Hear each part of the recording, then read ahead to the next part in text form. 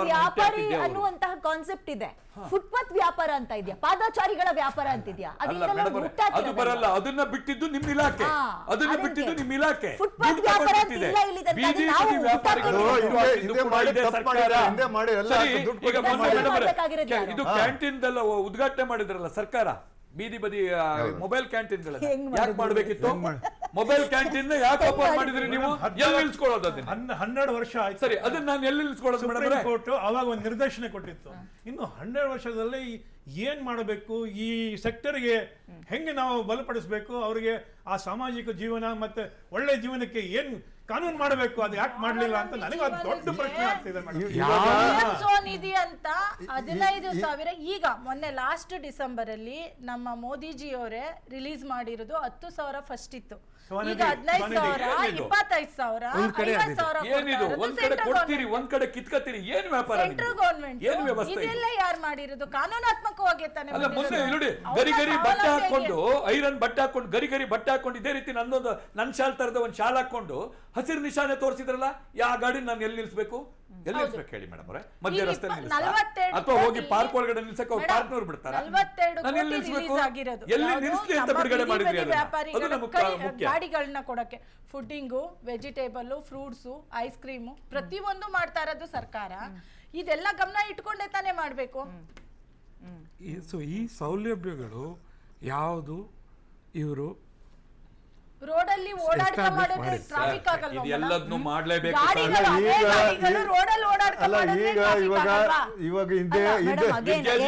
ಇದು ಹಿಂಗ್ ಬಂದ್ರೆ ಸಮಸ್ಯೆ ಏನಾಗುತ್ತೆ ಗೊತ್ತಾ? ರೋಡಲ್ಲಿ ಓಡಾಡ್ಕೊಂಡು ತಳ್ಳೋ ಗಾಡಿಗಳು ವ್ಯಾಪಾರ ಮಾಡಿದ್ರೆ ಟ್ರಾಫಿಕ್ ಆಗಲ್ವಾ? ಬೀದಿ ಬದಿ ವ್ಯಾಪಾರಿಗಳು ಫುಟ್ಪಾತ್ ಅಲ್ಲಿ ಅಂಗಡಿ ಹಾಕೊಂಡ್ರೆ ಒಂದು ಪಾದಾಚಾರಿಗಳ ಸಾವಿಗೂ ಅವರು ಕಾರಣ ಆಗ್ತಾರೆ. ಹೌದಾ? ಟ್ರಾಫಿಕ್ಗೂ ಕಾರಣ ಆಗ್ತಾರೆ. ನಗರದ ಶಿಸ್ತು ಹಾಳಾಗೋಗುತ್ತೆ, ಸೌಂದರ್ಯ ಹದಗೆಟ್ಟೋಗುತ್ತೆ. ಬರ್ತೀನಿ. ಜೀವ ಇಂಪಾರ್ಟೆಂಟ್, ಜೀವನ ಇಂಪಾರ್ಟೆಂಟ್ ಅಂತ ಕೇಳಿದ್ರೆ ಫಸ್ಟ್ ನನ್ನ ಪ್ರಿಫರೆನ್ಸ್ ಜೀವ. ಪಾದಚಾರಿಗಳು 30-35% ಬೆಂಗಳೂರು ಆಕ್ಸಿಡೆಂಟ್ ಗಳಲ್ಲಿ ಸಾಯ್ತಾ ಇದ್ದಾರೆ.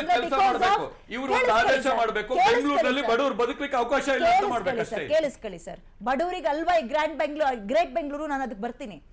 ಫಸ್ಟ್ ಜೀವ ಇಂಪಾರ್ಟೆಂಟ್. ಸೊ ಹಂಗನ್ಕೊಂಡು ಪಾದಚಾರಿಗಳ ಜಾಗವನ್ನ ನಿಮಗೆ ಆಕ್ಯುಪೈ ಮಾಡ್ಕೊಳ್ಳುವ ಹಕ್ಕಿಲ್ಲ.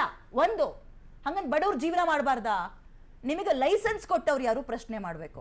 ನಿಮ್ಮ ಅಂಗಡಿ ಹಾಕೊಳಕ್ ಲೈಸೆನ್ಸ್ ಕೊಟ್ಟವ ಇವತ್ತು ತೆಗಿ ಅಂಗಡಿನ ಅಂತ ಇದ್ದಾನೆ. ಅವ್ನು ಇನ್ನಂತ ಮೂರ್ಖ ಮುಟ್ಟಾಳ ಅದು ಯಾವುದೇ ಪಕ್ಷದವರಾಗಿರ್ಲಿ.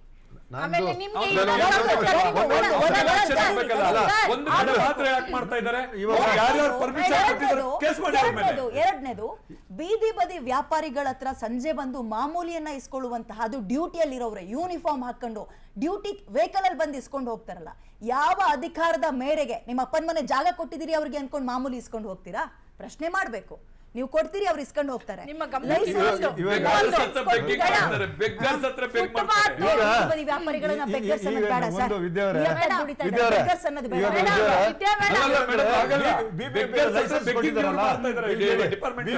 ಲೈಸೆನ್ಸ್ ಕೊಟ್ಟಿದಾರಲ್ಲ, ಯಾರಿಗೆ ಲೈಸೆನ್ಸ್ ಕೊಟ್ಟಿದ್ದಾರೆ ಅವ್ರು ಕೊಟ್ಟಿರೋರ ಮೇಲೆ ಕೇಸ್ ಹಾಕಿ ಅವ್ರು ಏನ್ ಡ್ಯಾಮೇಜ್ ಆಗಿದೆ ಡ್ಯಾಮೇಜ್ ಕ್ಲೈಮ್ ಮಾಡಬಹುದು ಕೋರ್ಟ್ ಅಲ್ಲಿ.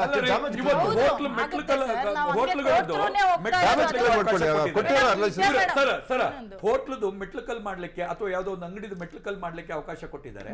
ಅವಕಾಶ ಕೊಡೋತಿಗೆ ಇವರು ಕರ್ತವ್ಯ ಲೋಪ ಆಗತ್ತೆ. ಅಂದ್ರೆ ತನ್ನ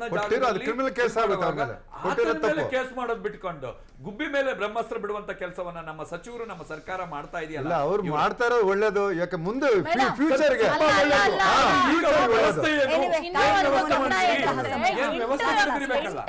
ಆದ ಫುಟ್ಪಾತ್ ಅಲ್ಲಿ 8 ಅಡಿ ಮೇಲೆ ಇರೋಂತ ಫುಟ್ಪಾತ್ ಅಲ್ಲಿ ನಮಗೂ ಕೂಡ ಮಾರ್ಕಿಂಗ್ ಮಾಡಬಹುದು ಅಂತ ಇದೆ. ಇವೆಲ್ಲ ಇರೋದು ಅದು ಆ ಕಾನೂನು. ನೀವು 4 ಅಡಿ ಇರೋ ಜಾಗದಲ್ಲೂ ನೀವು ಫುಟ್ಪಾತ್ ತಾಕೊಳಕ್ಕೆ ನೀವೇ ಪರ್ಮಿಷನ್ ಕೊಟ್ಬಿಟ್ಟು ಅದು ಯಾರ ತಪ್ಪು? ಈಗ ಯಾಕೆ ತೆಗೆಸ್ತಾ ಇದ್ದೀರಾ?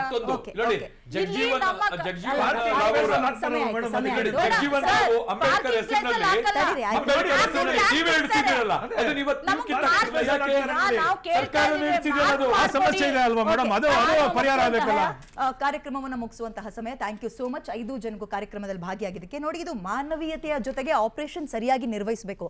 ಈ ಬೆಕ್ಕು ಮತ್ತು ಇಲ್ಲಿ ಆಟ ಆಗಬಾರ್ದು. ಇದು ಇಲ್ಲಿಗೆ ಪ್ರಾಣ ಸಂಕಟ, ಬೆಕ್ಕಿಗೆ ಆಟ ಅಥವಾ ಚೆಲ್ಲಾಟ ಅನ್ನೋಂಗೆ ಲೈಸೆನ್ಸ್ ಯಾಕೆ ಕೊಟ್ರಿ ಫುಟ್ಪಾತ್ನಲ್ಲಿ ಪಾದಚಾರಿಗಳು ಓಡಾಡುವಂತಹ ಜಾಗದಲ್ಲಿ ಬೀದಿ ಬದಿ ವ್ಯಾಪಾರಿಗಳಿಗೆ ಲೈಸೆನ್ಸ್ ಕೊಟ್ಟ ಮೇಲೆ ಈಗ ರಾತ್ರೋರಾತ್ರಿ ನಡಿ ಅಂದ್ರೆ ಅದು ಮಾನವೀಯತೆ ಅಂತ ಅನ್ನಿಸ್ಕೊಳತ್ತಾ? ಇನ್ನೊಂದು ಪ್ರಶ್ನೆ ಬರುತ್ತೆ, ಗ್ರೇಟರ್ ಬೆಂಗಳೂರು ಕನಸಲ್ಲಿ ಬಡವರಿಗೆ ಜಾಗ ಇಲ್ವಾ? ಹಂಗ ಅನ್ಕೊಂಡು ಜಾಗ ಮಾಡ್ಕೊಡಿ ಅಂತ ಕೇಳ್ತಾ ಇಲ್ಲ. ಜೀವನ ಅಂತ ಬಂದಾಗ ಫಸ್ಟ್ ಪ್ರಿಫರೆನ್ಸ್ ಜೀವನೇ ಆಗಿರುತ್ತೆ, ಆನಂತರ ಜೀವನ ಕಟ್ಕೊಳ್ಳೋದು. ಜೀವನ ಕಟ್ಕೊಡೋಕೆ ಪಾದಚಾರಿಗಳ ಜಾಗವನ್ನ ತಗೊಳಕ್ ಬಿಟ್ಟಿದ್ದು ನಿಮ್ಮ ತಪ್ಪು. ಅವ್ರು ತಗೊಂಡ್ರು ಅಲ್ಲ, ಕೊಟ್ಟಿದ್ದು ನೀವು. ಅವ್ರು ತಗೊಂಡಿದ್ದಾರೆ, ಲೈಸೆನ್ಸ್ಗೆ ಹಣ ಕೊಟ್ಟಿದ್ದಾರೆ, ಹಣ ಜೇಬಿಗಿಳಿಸ್ಕೊಂಡಿದ್ದೀರಾ. ಈಗ ಯಾವ ಬಾಯಲ್ಲಿ ಬಂದು ನೀವು ಜಾಗ ಖಾಲಿ ಮಾಡಿ ಅಂತೀರಿ?